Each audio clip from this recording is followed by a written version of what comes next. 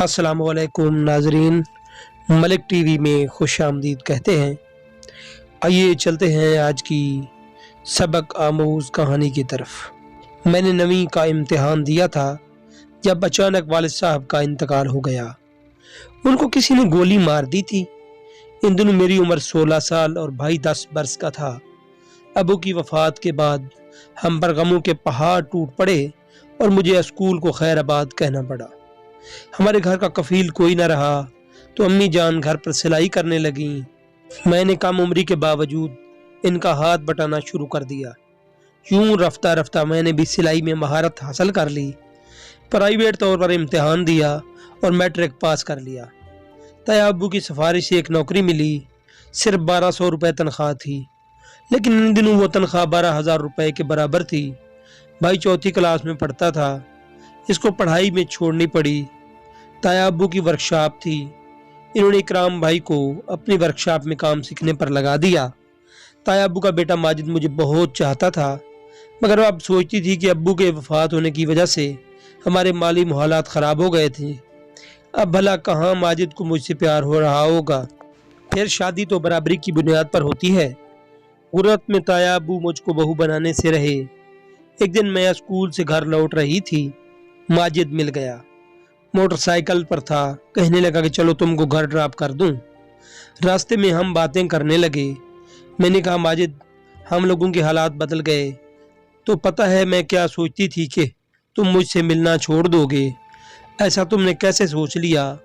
दौलत से रिश्ते नहीं जुड़ते, जिस रूह के बगैर इंसान कुछ नहीं होता, ऐसे ही प्यार के बगैर ज़िंदगी बेकार होती है। घर आई तो सामने एक अजनबी लड़का और बीमार सी लड़की नजर आई। परेशान हो गई। अम्मी बोली परेशान मत हो, ये असद और उसकी बीवी हैं। पिछले दिनों जब जल्जला आया था इनके वालिदैन गुम हो गए, इनका कुछ पता न चला किधर गए। इस लड़की का नाम आमना था और ये इसका शोहर है। आमना एक भाई भी रोने मुल्क गया हुआ है। अब ये दोनों गम से निढाल हैं। ये तुम्हारे खाला के पड़ोसी थे, इन्होंने यहाँ भेजा है। मैंने इनको पनाह दे दी है, मगर अम्मी जान हम तो खुद। ऐसे मत कहो बेटी, आने वाले अपनी किस्मत साथ लाते हैं। अम्मी के समझाने पर मैंने असद को भाई और इसकी बीवी को भाभी मान लिया। असद भाई भी इकराम के साथ ताया अब्बू की वर्कशॉप में जाने लगे। यूँ हमारे हालात पहले से कुछ बेहतर हो गए। इधर माजिद दिल लगाकर तालीम हासिल कर रहा था ताकि जल्द मुझे ब्याह कर घर ले जाए। आमना भाभी की हालत अब पहले से बेहतर हो गई थी। एक दिन मैं स्कूल से घर आई तो भाभी की तबीयत ख़राब थी। अम्मी को इन्हें अस्पताल ले जाना पड़ा। रिपोर्ट आई तो पता चला कि वो उम्मीद से हैं। हम सब इस खबर से खुश हो गए, मगर भाभी रो रही थी क्योंकि इनको अपनी अम्मी अब्बू सास ससुर जो इनके ताया ताई भी लगते थे याद आ रहे थे। दिन हंसी खुशी गुजर गए।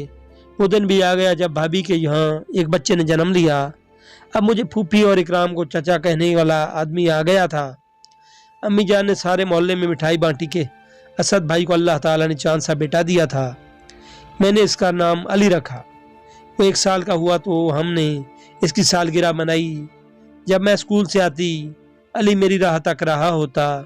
जब वो 3 बरस का हुआ, एक दिन अचानक हमारे यहाँ इसका हकीकी मामू आ गया।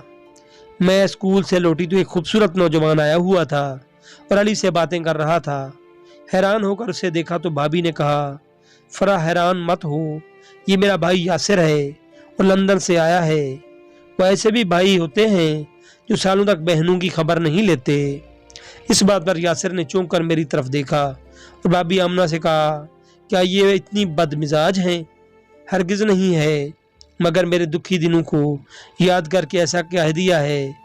तभी भाभी ने कुछ सूट मेरे सामने रखे और कहा, फरा इनमें से जो पसंद आए तुम ले लो, ये मेरे लिए यासिर लाया है। अभी ये आपके लिए हैं, आप ही पहने, मैं नहीं लूँगी। अरे बाबा ले लो, मुझे क्या खबर यहाँ के, यहाँ और भी लोग हैं, वरना सब के लिए तोहफे लाता, यासिर ने कहा। मैंने बात सुनी अनसुनी कर दी। अगले दिन माजिद आ गया और मेरे लिए गिफ्ट लाया क्योंकि ईद आने वाली थी। कहने लगा, फरा तुम ये जोड़ा सिलवा लो, ईद पर पहन लेना और दुआ करो कि ये ईद हमारी इकट्ठी गुजरे, यानी हम इकट्ठे घर में ईद मनाएं। मैं इसका मतलब समझ गई और मुस्करा पड़ी। पैकेट खोला तो इसमें सब्ज रंग की चूड़ियाँ भी थीं जो बहुत खूबसूरत थीं। इतने में यासिर आया, कहने लगा, वाह, हमारा तोहफा तो कबूल नहीं किया। जब दूसरों के तोहफे ले रही हो, ये दूसरे नहीं हैं, हमारे अपने हैं। मैंने उसी वक्त उसे जवाब दिया और वो अपना सामान लेकर रह गया। इसके बाद यासिर ने मुझे मुखातिब करना बंद कर दिया। अलबत्ता जब भी किसी काम से मैं इसके नज़दीक से गुजरती तो इसकी निगाहें दूर तक मेरा ताक़ब करती थीं। मैं समझ गई वो मुझे पसंद करने लगा है। अगर माजिद मेरी ज़िंदगी में ना आया होता तो शायद मैं यासिर का हाथ थाम लेती। वक्त तेज़ी से गुजरता गया। आखिर एक रोज़ ताया और ताई शादी की तारीख लेने आ गए। अम्मी ने खुशी से तारीख दे दी। जब यासिर को पता चला तो इसकी हालत गैर हो गई। एक रोज़ मौका पाकर मेरे सामने अपनी चाहत का इजहार किया, मगर मैंने साफ कह दिया कि माजिद मेरा मंगेतर है और अब वही मेरा सब कुछ है। मैं ही नहीं बल्कि हम दोनों एक दूसरे को चाहते हैं। ये जवाब सुनकर यासिर की आंखों से आंसू बहने लगे। मैंने कहा, रोते क्यों हो? तुमको कोई और मिल जाएगी। तुम मुझे न मिली तो दुआ करता रहूँगा। क्या दुआ करते रहोगे? यही कि तुम मुझे मिल जाओ। खुदा करे तुम्हारी शादी माजिद से ना हो। अगर हो भी जाए तब भी तुम उससे ना मिलो, मुझे मिल जाओ। कैसी अजीब और अरीब दुआ है तुम्हारी, न समझ आने वाली। भला ऐसी दुआएं भी कबूल होती हैं जो समझ में ना आए। ये कहकर मैंने इसकी तरफ से मुंह फेर लिया। इसके बाद पता नहीं क्या हुआ, नहीं मालूम, बस ये है कि यासिर बीमार रहने लगा। रोज़ बरोज़ इसकी सेहत गिरती जा रही थी। भाभी भी के इसरार पर वो लाहौर अपना चेकअप कराने गया तो मेरी शादी की तारीख भी नज़दीक आ गई। अम्मी ने कहा, उठो, हाथ मुँह धो लो, ब्यूटी पार्लर जाना है। तुम्हारी ताई अम्मा ने कहलवाया है। मैंने हाथ मुँह धोया, नाश्ता किया, तभी माजिद की बहनें मुझे लेने आ गईं। वो अपनी गाड़ी में मुझको ब्यूटी पार्लर ले गईं। ताई अम्मा ने कहा, चाहे जितने पैसे खर्च हों परवाह नहीं, ब्यूटी पार्लर वाली से कहना कि बहुत अच्छा मेकअप होना चाहिए मेरी बहू का। ऐसी दुल्हन सजे के ज़माना देखे। मेकअप हुआ और उसी जोड़ा पहना दिया गया। सहेलियों का हजूम था। मुझे मखसूस कमरे में बिठा दिया गया। सहेलियां तरह तरह के मजाक कर रही थीं। 2 बज चुके थे, बारात आने वाली थी। ढोलक की थाप और सहेलियों के गाने मुझे तसव्वुराती दुनिया में गुम कर रहे थे। तो बट्टा तो पहले ही मुंह पर था। आंखें बंद करके मैं मुस्तकबिल के ख्वाब देख ही रही थी। 4 बज चुके थे। बारात के आने का शिद्दत से इंतज़ार था। घर का हर फर्द बेचैन और बेकरार था। अचानक टेलीफोन की घंटी बजी। मेरे भाई इकराम ने रिसीव किया। ताया अबू बोल रहे थे, दूल्हे की गाड़ी का रास्ते में एक्सीडेंट हो गया है, इसको करीबी अस्पताल ले गए हैं। पुल से जब गाड़ी मोड़ काट रही थी तो पहलू से किसी ने टक्कर मार दी। दूल्हे को अस्पताल में दाखिल कर दिया गया है और शादी मुलतवी हो गई है। तो मैं जूं की तूं बैठी रह गई। इधर अस्पताल में माजिद को होश आया तो उसने अपने वालिद को बुलाया। पहला सवाल था कि यहाँ से ससुराल वालों को घर कितनी दूर है। उन्होंने जवाब दिया, यहाँ ही 2-4 मील। डॉक्टरों की हिदायत के मुताबिक 3 रोज़ के बाद अस्पताल से डिस्चार्ज होना था, मगर माजिद की जिद और शौक के सामने किसी की न चली। वो इसी वक्त कार में बैठा और जख्मी हालत में बारात को लेकर आ पहुंचा।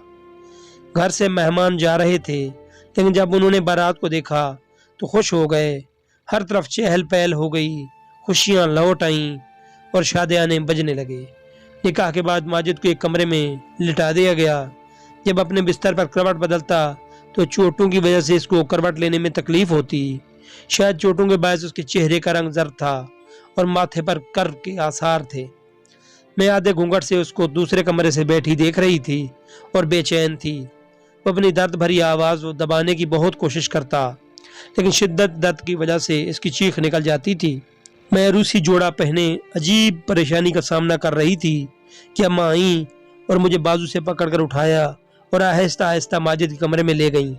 माजिद ने आहट सुनकर करवट ली और यूं मुखातिब हुआ, चाची जान, माजरत चाहता हूँ कि मेरी वजह से आप लोगों ने नागहानी करब का सामना किया है। ये ताखीर कुदरत की ही तरफ से थी, मेरी तरफ से नहीं थी। फरा से ख़ास तौर पर माजरत खा हूँ कि इसे भी गम और करब का सामना करना पड़ा। अम्मी माजिद को दुआएं देती हुई कमरे से बाहर चली गईं तो मैंने माजिद को सहारा दिया और वो तकिए से टेक लगाकर बैठ गया और सामने मेज़ पर पड़े हुए ब्रीफ केस की तरफ इशारा किया। मैंने ब्रीफ केस पकड़कर माजिद के सामने कर दिया। इसने सोने की अंगूठी निकाली और मेरे हाथ थामते हुए अंगूठी मेरी उंगली में पहना दी। माजिद बहुत दिनों से जुदाई महसूस कर रहा था और उसी लम्हे का मुंतज़िर था कि ये जुदाई की घड़ियाँ ख़त्म हो जाएं اور ہم دونوں اکٹھے ہو جائیں۔ اس نے بے تکلف سے میرا گھونگھٹ اٹھایا اور مجھ کو خود سے قریب کرنا چاہا، لیکن اس لمحے شدید کرب میں مبتلا ہو کر تڑپ اٹھا اور قے آنا شروع ہو گئی۔ میں نے گھبرا کر امی کو آواز دی، تبھی سب دوڑے آئے۔ تایا تائی بھی دیوانہ وار آ گئے۔ ان کو فوراً ہسپتال لے جایا گیا اور وہ بے ہوش تھے۔ اگلے دن ڈاکٹروں کی ہزار کوششوں کے باوجود وہ بچ نہ سکے اور اپنے خالق حقیقی سے جا ملے۔ میں سکتے میں جوں کی توں بیٹھی رہ گئی۔ جب مجھ کو ان کے انتقال کی خبر دی گئی تو مجھ کو یاسر کی عجیب و غریب دعا بھی یاد آ گئی۔ خدا کرے تمہاری شادی ماجد سے نہ ہو، اگر ہو بھی جائے تب بھی تم اسے نہ ملو، مجھے مل جاؤ۔ کبھی کبھی عجیب دعائیں بھی قبول ہو جاتی ہیں۔ یاسر نے نہ جانے کس دل سے دعا کی تھی کہ اس کی دعا قبول ہو گئی۔ بے شک ادھوری ہوئی، میری ماجد سے شادی ہو گئی اور نہیں بھی ہوئی۔ میں اس کی دلہن بن کر بھی اس کی نہیں بن سکی، اس کی ہو کر بھی اس سے جدا ہو گئی۔ یہ کیسی شادی ہوئی اور یہ کیسی ادھوری دعا قبول ہوئی۔ آج نہیں معلوم یاسر کس حال میں ہے، جس حال میں بھی ہے کبھی مل گیا تو پوچھوں گی کہ آخر تم نے ایسی دعا کیوں کی جس نے میری زندگی اجیرن کر دی۔ ناظرین، اگر ہماری ویڈیو پسند آئی ہو تو ہمارے چینل کو سبسکرائب کر دیں اور ہماری ویڈیو کو لائک کر دیں۔ شکریہ۔